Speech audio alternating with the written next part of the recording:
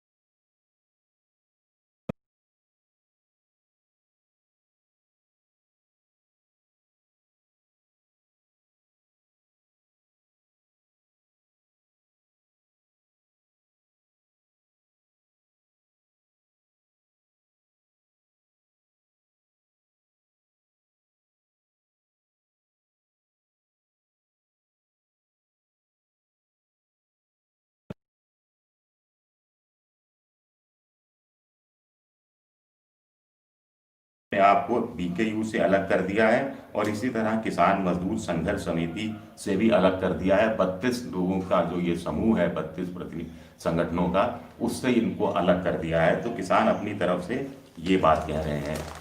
कुल मिलाकर हर कोई, मैं बड़े अखबार टाइम्स ऑफ इंडिया से लेकर, इंडियन एक्सप्रेस से लेकर और अमर उजाला से लेकर और हिंदुस्तान टाइम्स से लेकर हिंदू, सारे अखबार देख रहा था पिछले कई दिनों से, लगातार देख रहा हूँ। जितने विशेषज्ञ हैं हर कोई अब समझाने में लगा है किसानों को कि साहब, आप किसान गेहूं और चावल ही क्यों उगाते हैं, आप सब्जी क्यों नहीं उगा देते, आप कपास क्यों नहीं उगा देते, आप कुछ और क्यों नहीं कर देते। भाई, पंजाब का किसान कपास भी उगा रहा है। आप जो लोग ये लिख रहे हैं उनको पता नहीं कि करीब 12 लाख एकड़ जमीन में पिछले साल पंजाब के किसानों ने नरमा यानी कपास कपास उगाई थी, जिसको भारत सरकार का जो सीसीआई है,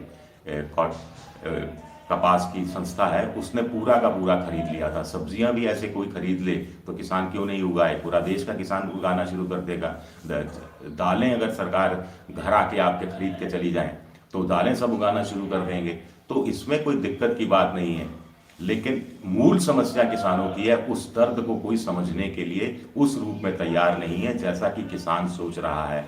गालिब का एक शेर याद आता है मुझे कि ये कहाँ की दोस्ती है, ये कहाँ की दोस्ती है कि बने हैं दोस्त नासे। यानी ये कहाँ की दोस्ती है कि जितने दोस्त नासे उपदेशक बन गए हैं, प्रवचन देने वाले बन गए हैं। ये कहाँ की दोस्ती है कि बने हैं दोस्त नासे, कोई चारा साज होता, कोई गम गुसार होता। भाई, हर कोई राय देने आ गया है। भाई, कोई मेरे दिल की दर्द भी तो समझे, मुझे भी तो समझे कि आखिर मैं इस दौर से कैसे गुजर रहा हूँ, मैं कैसे जी रहा हूँ, मैं क्या चाहता हूँ, मेरी क्या क्या समस्याएं हैं। तो किसानों का मूल दर्द ये है। और किसानों ने तो इतनी समझदारी से काम लिया कि राजनीतिक पार्टियों को अपने मंच से दूर रखा। जब धरने प्रदर्शन दिया, जब भारत बंद का आह्वान किया, तो भी 11 बजे से लेकर 3 बजे तक का किया। यानी सुबह दफ्तर जाने वालों को कोई तकलीफ नहीं हो, शाम को दफ्तर से लौट के आने वालों को कोई तकलीफ नहीं हो। और इस दौरान भी जो इमरजेंसी सेवाएं हैं, यहाँ तक कि शादियों का मौसम था तो बारातों को भी निकलने की इजाज़त दी।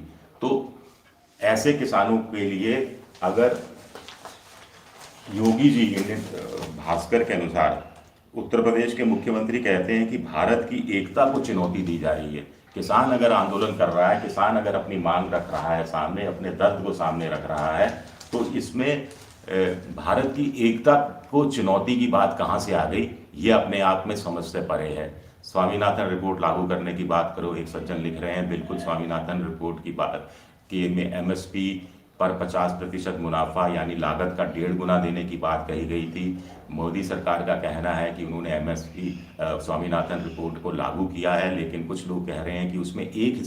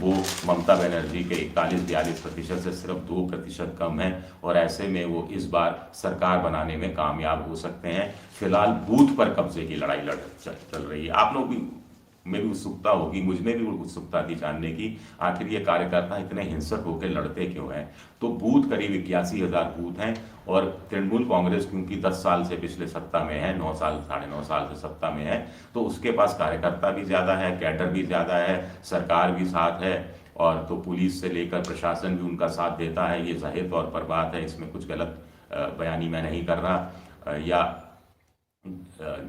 तथ्यों के साथ छेड़छाड़ नहीं कर रहा। तो हर बूथ पर 10-10 यूथ तृणमूल कांग्रेस ने इकट्ठे कर लिए हैं, लेकिन जो बीजेपी है वो थोड़ी पिछड़ रही है। 81,000 बूथों में से करीब अभी अगर हम भास्कर की खबर उठाएं तो 65,000 बूथ पर कम से कम एक कार्यकर्ता की नियुक्ति की है, 16,000 बूथ और बचे हैं, और कुछ जगह झंडे जो गाड़ने का सिलसिला होता है कि मेरे छत के ऊपर तृणमूल कांग्रेस का झंडा हो या मेरे घर पर बीजेपी का झंडा हो, उसको लेकर कार्यकर्ता आपस में उलझ जाते हैं और हिंसक झड़पें होती हैं, और उसमें वो मारे जाते हैं कार्यकर्ता। एक और बात है कि हिंदू मुस्लिम वहाँ बहुत होने वाला है, बाहरी और बंगाली बनाम नॉन बंगाली बहुत होने वाला है, स्थानीय बनाम बाहरी बहुत होने वाला है। बंगाल की अस्मिता का सवाल बड़ा जोर शोर से उठने वाला है। 125 सीटें ऐसी हैं जिस पर मुस्लिम वोटों का असर है, और ओवैसी की पार्टी की भी वहाँ पर एंट्री हो रही है। 43 सीटें हैं जहाँ 50% से ज़्यादा मुस्लिम वोट हैं। तो ऐसे में हो ये रहा है कि तृणमूल कांग्रेस भी समझ रही है ओवैसी की एंट्री का मतलब क्या है। बिहार के चुनाव में उन्होंने 5 विधानसभा सीटें जीती थी, तो अपने द्वार खोल दिए हैं टीएमसी ने ओवैसी के समर्थकों के लिए। उधर बीजेपी को भी कार्यकर्ता चाहिए, हिंसक प्रवृत्ति वाले भी, कथित रूप से जो मैं कहूँगा ऐसे कार्यकर्ता भी चाहिए जो लड़ने मारने को तैयार हों, और ऐसे कार्यकर्ता इस समय तो टीएमसी में ही मिल सकते हैं। तो टीएमसी के कार्यकर्ता भी आ रहे हैं, कुछ विधायकों को भी ललचाया जा रहा है, और ये सिलसिला आगे भगदड़ सी मचने वाली है, सिलसिला और तेज होने वाला है। हुआ ये था कि लेफ्ट का करीब 26 साल राज रहा, तब लेफ्ट और तृणमूल कांग्रेस में इसी तरह का खूनी संघर्ष चलता था। 21 जुलाई को तो तृणमूल कांग्रेस हर साल एक शहीद दिवस भी मनाती है, जिसमें उनका कहना है कि बहुत साल पहले 1991 अगर मैं गलत नहीं हूँ तो में जो पुलिस फायरिंग में 21 टीएमसी के कांग्रेस के कार्यकर्ता मारे गए थे। उस समय कांग्रेस हुआ करती थी, तो बाद में ममता बनर्जी ने टीएमसी बनाई थी, तो उनकी याद में वो मनाती हैं। और उसके बाद हुआ ये कि जो टीएमसी जब सत्ता में आई तो लेफ्ट के कथित तौर पर ये बहुत से जो गुंडे टाइप कैरेक्टर थे, जो कार्यकर्ता थे, हिंसक प्रवृत्तियों में विश्वास करते थे, वो टीएमसी में आ गए।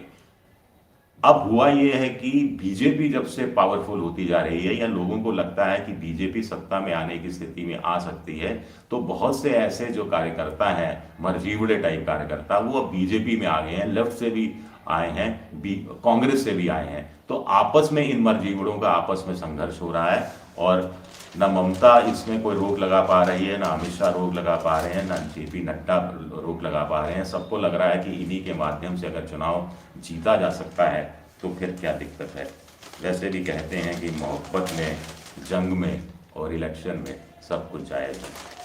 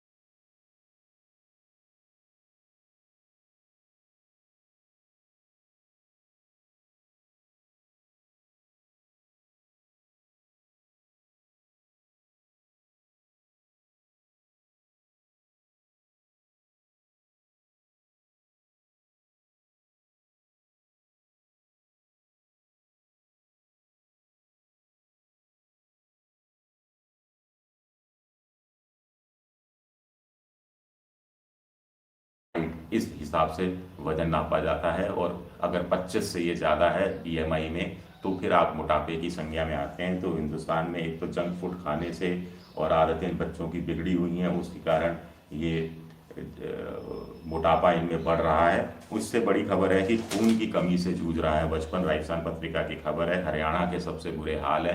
हरियाणा तो बड़ा संपन्न कहलाता है, लेकिन हरियाणा में भी इतने बुरे हाल हैं तो आप क्या समझेंगे।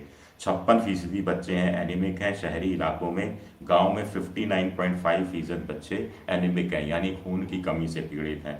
तमिलनाडु में 50% बच्चों में खून की कमी है।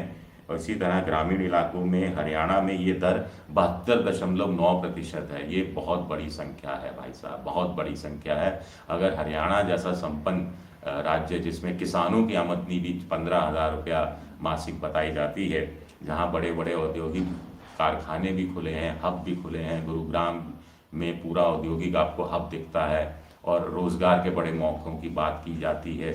छोटा स्टेट है, ज़्यादा बड़ा स्टेट भी नहीं है जिसको एडमिनिस्ट्रेट करना मुश्किल हो।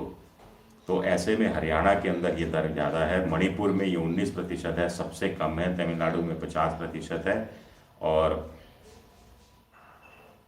वैसे जो केंद्र शासित प्रदेशों के हिसाब से देखा जाए तो दादर नगर हवेली है, जहाँ 84.6 बच्चे खून की समस्या से, खून की कमी के शिकार हैं। तो ये एक बड़ी खबर है।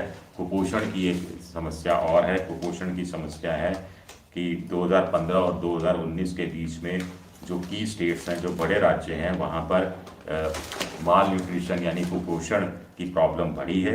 ये भी ये सर्वे बता रहा है कि महाराष्ट्र है, बिहार है, पश्चिम बंगाल है, इसके अलावा उत्तर प्रदेश है, पंजाब है, मध्य प्रदेश है, यहाँ सब पर कुपोषण की भी संख्या, जो 5 साल से कम उम्र के बच्चे हैं उनकी बढ़ी है। जब कुपोषण की संख्या बढ़ती है तो बच्चों का उस रूप से मानसिक विकास भी नहीं हो पाता और उनका शारीरिक विकास उस रूप में भी नहीं हो पाता। तो ये चीज़ें आपको ध्यान रखने की ज़रूरत है। हम किसान किसान कर रहे हैं, हम हिंदू मुसलमान कर रहे हैं, हम लव जिहाद कर रहे हैं, हम दूसरी चीज़ें कर रहे हैं, चुनाव के नाम पर हर तरह का हम कुछ भी बयान दे देते हैं, लेकिन हम बच्चे हैं, देश का भविष्य है। और हिंदुस्तान तो बड़ा जवान देश है। यहाँ की जो 65% आबादी है वो 35 साल 40 साल से कम उम्र की है। और अगर बच्चों की स्थिति पर ध्यान नहीं दिया गया तो आगे जाकर क्या स्थितियाँ होंगी आप खुद अनुमान लगा सकते हैं। एक टाइम्स ऑफ इंडिया की खबर है। टाइम्स ऑफ इंडिया की खबर से हम आज बात का समापन करेंगे। ये लोग चंद किसानों के कंधे पर बंदूक रखकर अपनी बात कह रहे हैं। विपक्ष से जुड़े हुए लोग हैं, बहुत सारे एनजीओ भी इसमें शामिल हैं। तो भाई साहब, आंदोलन चलेगा तो उसमें एनजीओ के लोग आएंगे ही शामिल। एनजीओ के लोग क्या दुश्मन है देश के, क्या देशद्रोही हैं? आप ये देखिए ना, कौन सी मांग कर रहे हैं।